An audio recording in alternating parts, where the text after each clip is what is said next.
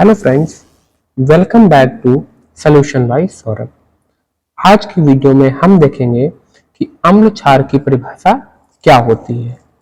ठीक है कि आर्हेनियस ने अम्ल क्षार की परिभाषा किस तरह से दी और आर्हेनियस की जो अम्ल क्षार की डिफिनेशन थी उसमें जो कमियां थी उसको दूर करने के बाद आधुनिक परिभाषा क्या है जिसके थ्रू हम अम्ल क्षार की पहचान करते हैं।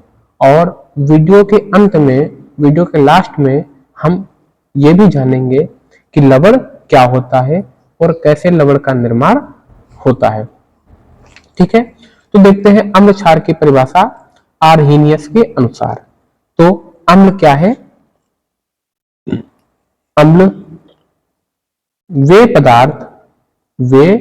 पदार्थ जो जलीय विलयन में हाइड्रोजन के धनायन देते हैं अम्ल कहलाते हैं।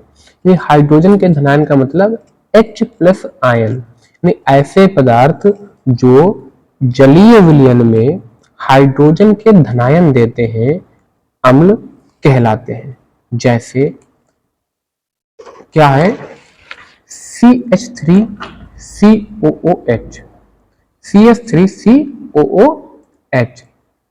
ठीक है, तो इसमें क्या हुआ? हाइड्रोजन के धनायन देंगे वही अम्ल कहलाते हैं। तो इसमें आपका CH3COO माइनस बना और आपका इसने हाइड्रोजन का एक धनायन दे दिया। HCl की हमने जब बात की तो HCl में भी सेम हुआ, हाइड्रोजन का धनायन दिया और Cl नेगेटिव दिया। H2SO4 की बात की हमने तो उसने हाइड्रोजन के दो धनायन दिए और SO4 के दो ऋणायन ही दे दिए। HNO3 की हमने बात की तो हाइड्रोजन का एक धनायन दिया और NO3 का भी एक ऋणायन दिया। यानी हमारे ऐसे पदार्थ जो जलीय विलयन में, जब हमने इसको जल में घोला तो जलीय विलयन में इन्होंने हाइड्रोजन के धनायन दिए, H प्लस आयन दिए, अम्ल कहलाए। ठीक है, तो ऐसे पदार्थ जिन्होंने जलीय विलयन में H प्लस आयन दिए धनायन, वो अम्ल कहलाते हैं। अब बात करते हैं क्षार की। तो क्षार क्या है? तो वे पदार्थ जो जलीय विलयन में हाइड्रोक्साइड के ऋणायन यानी OH माइनस देते हैं क्षार कहलाते हैं। यानी ऐसे आपके जलीय विलयन जो जल में घुलने के बाद वो OH निगेटिव, यानी OH निगेटिव को बोलते हैं हाइड्रोक्साइड, जो हाइड्रोक्साइड के ऋणायन देते हैं वो क्षार कहलाते हैं। जैसे NaOH था तो NaOH में आपका Na पॉजिटिव हुआ और OH निगेटिव हुआ। इन्होंने क्या किया? OH निगेटिव आयन जल में दे दिया, तो आपका क्या कहलाया? ये क्षार। पोटेशियम हाइड्रोक्साइड की बात हुई तो K प्लस दिया और OH माइनस दे दिया। CaOH का होल ट्वाइस की बात आई तो Ca के इन्होंने दो पॉजिटिव दिए और OH के इन्होंने एक निगेटिव दिया, दो है OH। NH4OH की बात आई तो NH4 का एक पॉजिटिव आयन दिया और OH का एक ऋणात्मक यानी ऋणायन दिया। तो कहने का तात्पर्य यह है कि आप किसी यौगिक को जल में घोल देते हो और वो H प्लस आयन देता है तो वो आपका अम्ल कहलाता है, और आप किसी यौगिक को या किसी पदार्थ को जल में घोलो और आपको OH माइनस आयन मिले तो वो आपका क्षार कहलाता है। ये थी आपकी अम्ल क्षार की परिभाषा आर्हेनियस के अनुसार। लेकिन आर्हेनियस ने जो अम्ल क्षार की परिभाषा बताई उसमें आप केवल उन्हीं पदार्थों के बारे में बोल सकते थे ये अम्ल है या क्षार है जो H प्लस आयन या OH माइनस आयन ही देते हो और जल में घुलनशील ही हो। जल में अघुलनशील जो पदार्थ है उनके बारे में आप नहीं बता सकते थे कि कौन आपका अम्ल है और कौन आपका क्षार है। तो इसके बेस पर आपका हुआ आधुनिक परिभाषा। तो आधुनिक परिभाषा में कहा गया कि आर्हेनियस के अनुसार अम्ल व क्षार की व्याख्या केवल उन पदार्थों को परिभाषित करती थी जो पदार्थ जल में विलय होते हैं। तो लॉरी थे, एक ब्रांस्टेड थे, तो लॉरी व ब्रांस्टेड ने अम्ल व क्षार की आधुनिक परिभाषा दी। वो आधुनिक परिभाषा क्या है वो हम लोग अब देखेंगे। ओके, तो आधुनिक परिभाषा के अनुसार अम्ल क्या है?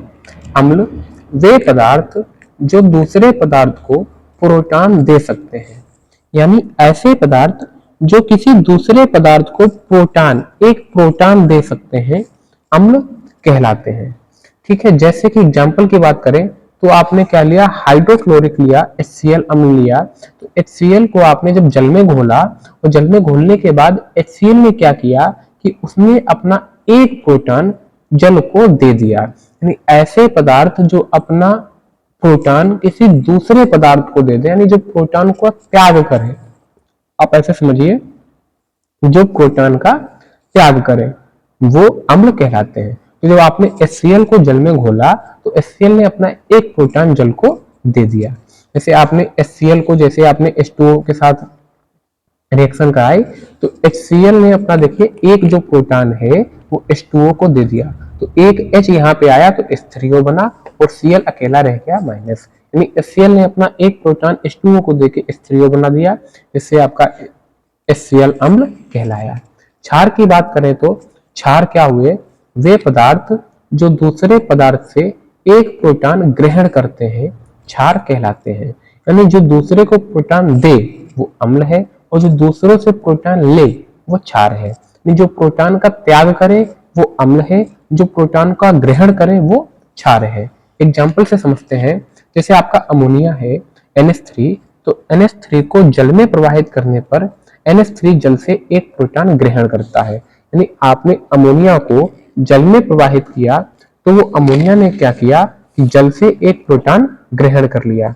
ठीक है, तो क्या हुआ, NH3 प्लस H2O, अमोनिया को आपने जल में प्रवाहित किया तो क्या किया सॉरी, अमोनिया ने जल से एक प्रोटॉन ग्रहण कर लिया। तो जब एक प्रोटॉन ग्रहण कर लिया तो यहाँ पर हो गया NH4, और जब एक यहाँ से H कम हो गया तो यहाँ बचा OH, तो NH4 पॉजिटिव बचा, OH निगेटिव बचा। यानी आधुनिक परिभाषा बताती है कि ऐसे पदार्थ जो दूसरे पदार्थ को प्रोटॉन दे वो अम्ल, और ऐसे पदार्थ जो दूसरे पदार्थ से प्रोटॉन ले वो क्षार।